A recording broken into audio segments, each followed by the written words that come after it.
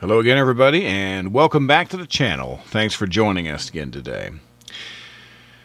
Well, we've got another pistol video for you here, and today we're going to be taking a look at a pistol that's been around actually for a while and it's pretty popular still, and that is the Ruger SP101. This particular one is chambered in .357 Magnum. A lot of people swear by revolvers. I'm one of them. I do carry revolvers a lot, but I generally don't carry a larger version. Usually I carry a 2-inch revolver. And so in the interest of exploring the larger size, we're going to take a look at the 3-inch Ruger SP101 today, and we're going to find out whether it's a good choice for concealed carry. We're going to get into all that in just a minute.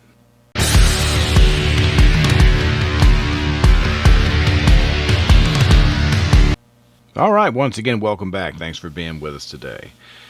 So, the Ruger SP101. Now, I know a lot of people who actually have this revolver and they swear by it.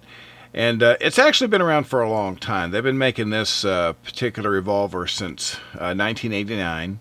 And a variety of calibers. Now, they've kind of changed the models that have been available over the years. They've introduced some, took them away, and brought them back. But as of right now, what they offer, you can get this in, of course, .357 Magnum, as you see here. They also do it in the .327 Federal Magnum, 38 Special, 22 long rifle, and then of course you can get it in 9mm. And if you get 9mm, of course you're going to have to do the moon clip thing, but we'll get into all that whenever we talk about the features and everything. But pretty popular revolver. A lot of people swear about them, like I say, and we always want to kind of start off by giving you a little size comparison here. And since I use these smaller revolvers a lot, let's use that for comparison. And one that I carry a lot is my little Kimber here. This is the little Kimber K6S, also in .357. But if you take a look here, and we kind of put them down side by side, you know, they're a different, obviously, design. You know, you've got a smaller grip on the little Kimber here and a larger grip, which actually comes in handy. We'll get to that when we talk about shooting it. But obviously, there's a 1-inch difference in the barrel. But the main reason I want you to see this is because, oddly enough, the SP101 is bigger, and it looks quite a bit bigger.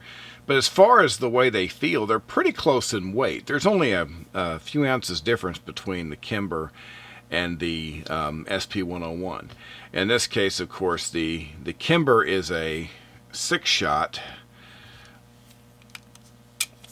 as you can see here, and the Ruger is a 5-shot.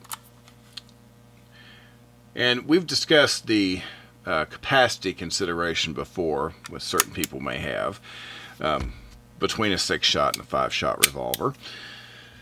But if you take a look, you can see, kind of looking overhead, that they're very similar in size, but the Ruger is just slightly thinner, slimmer, and that is obviously because of the cylinder, the trade-off that you make there for the amount of rounds it'll hold. So it's just a tiny bit smaller, but of course it has that larger grip. It's going to be a little bit longer. So obviously we knew there's going to be a significant size difference between the two. But as far as the weight goes, if we're used to carrying, you know, something like this, a 2-inch revolver, at least a metal one, then going to something like this 3-inch is not going to be a huge deal because they actually feel very close to the same weight. Alright, so we're going to get into the features here, but before we do, we of course want to take a minute to thank our friends over at Don's Weaponry for providing us this beautiful example of this Ruger SP101 and .357 for our tabletop review today.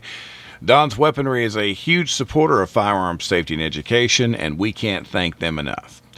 Alright, so one thing I like about revolvers is that they are very simple. There's a lot, in my opinion, there's less that can go wrong with a revolver than a semi-auto, although I do love my semi-autos as well. I tend to carry a revolver a lot because they're so simple. And in a situation with a defensive handgun, simple to me is the best. Now, I often carry hammerless revolvers for carry.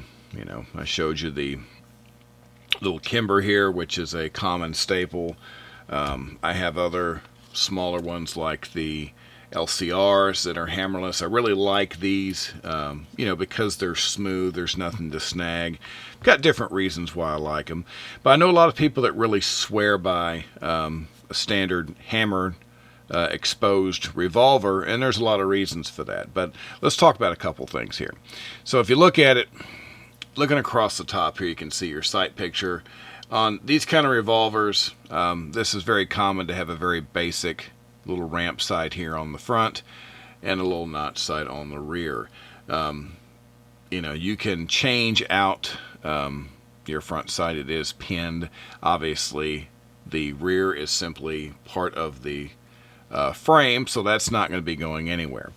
And, for something like this, that's okay. Once again, you'd be surprised how well this sight picture actually works, and we'll talk about that when we get over the range section. You've got your cylinder release right here. It's a very simple button. You just simply put pressure on the cylinder there and push it towards you. Anyone who's used a revolver obviously already knows how to do this, but we're going to cover it all here. And you can see it's a very well finished, it's a very good looking firearm. Ruger's really put a lot of thought and care into the look, the fit and finish on this thing, and that's something you can really appreciate when you look at it. So the trigger, okay, so obviously this is a double action, and of course you can go to single action with the hammer, but the double action trigger pull, I've noticed on these Ruger revolvers, they all have really good triggers. If you pull this, you have a very predictable breaking point every time. It feels really good. You've got that area where right there it's going to break. And in single action, feels like there's just no take up whatsoever. Okay, you go to single action, you pull that, it's very smooth, breaks very cleanly. I really like the trigger on this revolver. And the double action trigger on this is very similar to every other Ruger, just like this LCR. The LCR has a very predictable break at the end. So I'm a big fan of a good double action trigger, but a lot of people who are revolver people, they like the option of being able to go directly into single action and take their first shot that way. And that is a perfectly acceptable proposition, of course. Obviously, you see your trigger guard here. This is about, average what you see on any kind of revolver. If you look at the Kimber, it has a similar size trigger guard, so there's nothing different there. And of course, you have this nice big rubber grip, which can be changed out. There's a lot of different grips you can get for this thing. The Ruger SP101 has been around for so long. It has hundreds of different types of grips that you can buy from various manufacturers. But this rubber grip that comes with it is actually, quite nice. It gives you a pretty solid feel of the firearm. And when you shoot it, you may find that rubber is a good choice because when you're shooting .357 Magnum through the gun, it handles it a lot better than a 2-inch, but you're still going to feel it a little bit. So that's kind of your basic overview of the features. It's a typical revolver, simple. So how does a 3-inch barrel SP101 compared to, say, a 2-inch barrel .357 at the range? Well, I'll tell you. I'm not going to get into too much about ammo and different types of ammo because, honestly, on a revolver, I don't really experience the problems. Semi-autos can be finicky about their ammo, but between some Winchester white box and some Speer defensive rounds, I only took a couple of kinds of ammo with me because my revolvers are pretty consistent in how they shoot. So, just for comparison, now obviously, as a .357, you can also shoot .38 through this firearm. And if you're practicing and you want to maybe do so a little bit cheaper, that's one option that a lot of people do. And in some cases, people will carry a .38 cartridge versus a .357 just because it's not quite as powerful. Maybe it's more comfortable for them to carry, and they can control it better. A good example, I use the 38 Special Spear Gold Dot. I use that a lot in some of my 357s just because it seems to be a much more manageable cartridge. It's very controllable. I get very accurate results with it. But, I carry 357 also. I shoot them both. But, the fact that you can use both cartridges is good from a flexibility standpoint, just so you can use, lots of different ammo in the gun. But typically when I shoot the 2-inch one, whether it's Kimber, whether it's one of my Smiths, I have the little smaller Smith & Wessons that I shoot as well, and you can really feel it in these smaller frames when you're shooting 357. The big difference shooting this 3-inch barrel is comfort. Between the rubber grip, because I've actually shot this Kimber with a softer grip on it, and it does help a little bit, but I actually like the feel of the wood better, which is why I leave it on here. I've actually got some G10 grips on the way for this. I'm going to change out and see how I like that. But the rubber grips on this, I know they're not the fanciest looking thing in the world. They seem very basic, but for a powerful cartridge like the 357, that coupled with the longer barrel really makes for a lot of comfort. And when it's comfortable in the hand, you'll focus less on how it feels and more on your shooting. And it's a very good performing revolver. It shoots very well. And I think that anyone who's used to shooting a 2-inch 357 that thinks that a 3-inch might not have been a good option because of size, what you get in comfort and accuracy is really worth it, because I shoot a little bit better with the 3-inch barrel than I do with a 2. So the next thing I was looking at, of course, is what it feels like to carry a larger revolver, because I'm used to carrying the smaller ones. Between my little Smith & Wesson Airweights and my Ruger, I've got my Kimbers, like the little K6S I showed you. I got a lot of smaller revolvers, and I really like them. And I thought, well, there's no way that this is going to be as comfortable. Obviously it's a bigger gun. Well, aside from the grip being a little bit larger, which is not as big of an issue as I thought. Because if you look at it, really, if you put even like the LCR, if you look at it next to the SP101, the grip on something like this is kind of comparable in size. So it's just a matter of having the right holster. And I had several that I've carried some other larger revolvers with, so I decided that I would start off with this little Galco here, because I have carried many a revolver in this one very comfortably. And as basic as this is, just leather with this solid clip, this is what I decided to go for it and see how it felt. And I have to say, I didn't really notice the extra length from the 3-inch barrel versus the 2-inch barrel. And I've spent a lot of time carrying the smaller revolvers, and because the weight is so close between this and, like I said, some of the smaller ones, like the Kimber, the weight is so close that, as far as I can tell, it wasn't that big of a difference. And these are very simple. You can still get all kinds of models. This is one, I've had this one for a couple of years, but they still make this exact same holster.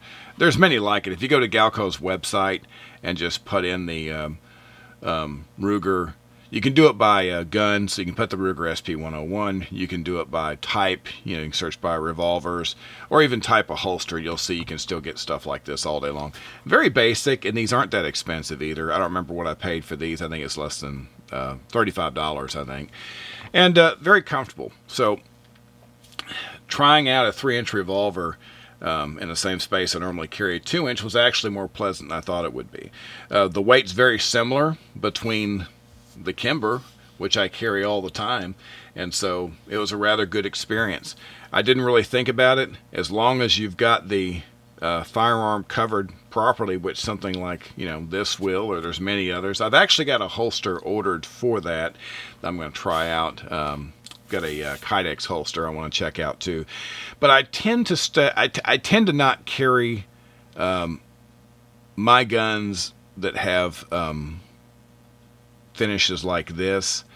I tend to carry these in leather versus Kydex, just because I think that if you have a stainless gun, I don't want to risk scratching it up and having it look all weird just from being in the wrong kind of holster. And I think that leather, as many times as I've done it, I've never had leather leave any kind of marks on the gun. Not that that would be a deal breaker, because it's a firearm and you're going to use it. It's a tool like anything else. But for me, leather was the way to go, and it was extremely comfortable. Overall impressions of the Ruger SP101. Well, I have to say, starting off, when I looked at it, I thought, I'd like it in a snubby, but I didn't think I would like it as far as a larger version for carry.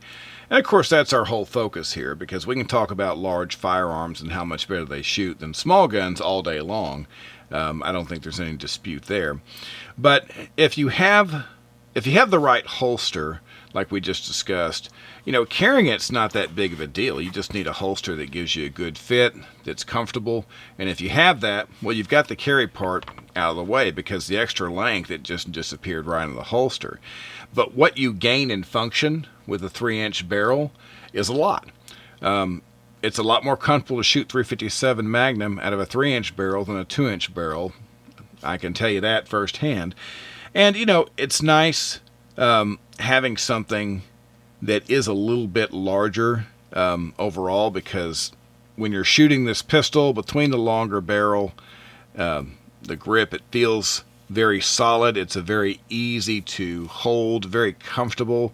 I think the rubber grip is a nice... It's a nice way to start with this, and I'm probably not even going to change this out just because I think it works so well. So it's a design that's been around for a long time. There's a reason for that. This is kind of a staple revolver for a lot of people, and I can kind of see why. So I'm glad I got the chance to take a look at this, because I think that this is proof that a 3-inch barrel can be just as good a choice for concealed carry as a 2-inch barrel. So that's my take on it. Okay, well, that's going to do it for today. We appreciate you taking the time to be with us as always. We'll be back soon with another video for you. So until that time, as always, everyone be careful and have a great day. Thank you.